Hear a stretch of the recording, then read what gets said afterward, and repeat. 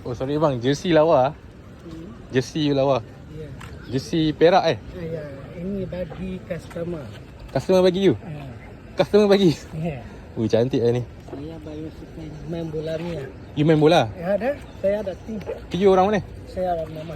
Oh Myanmar. So perak, you kenal ada player perak main Myanmar ada? Saya ada. Tak kenal lah? Saya kenal. Tapi ini Melayu pun dia pun ada main bola kan. Ah, ah. Dia ada jersey banyak. Tapi saya ada bola satu, saya ada main, dia ada nampak kan. Ah. Dia bagi ni hadiah. Maksudnya time you main bola dia bagi you? Iya. You punya team apa nama? Memang. Myanmar apa? And saya punya tim RFC.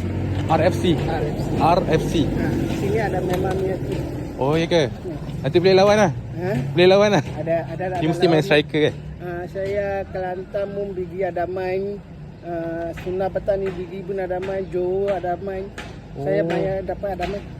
Bagi Saya banyak suka. Bagi nombor telefon you lah. Ha? Bagi nombor telefon you. 018 018 32 38 WhatsApp Bosho. Oh Washo. Bosho. B BOS Y U R. SOR. Yes sir. SOR. SOR. Ni tak jual lah. Saya ini dia bagi hadiah, dia Oh, bayar hadiah. saya. Dia bayar saya, dia sudah lama kena dia. Sudah 5 tahun lebih. Tapi dia pun ada main. Oh dia boleh main. Dia pun ada main. Nanti saya WhatsApp lah. Okay thank you.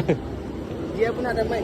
Dia ada bola, dia main, dia ada barang pun banyak, ada dia ada bagi barang pun. Asalnya barang. Ini taruh pergi mainnya kan. Oh. Ada tali Siapa macam. namanya? Ada tali macam kaki Macam ni. training lah. Dia ada bagi. Nama siapa tak tahu? Faisal. Faizal. Dia polis. Okay, nanti kontak je lah. Dia tak.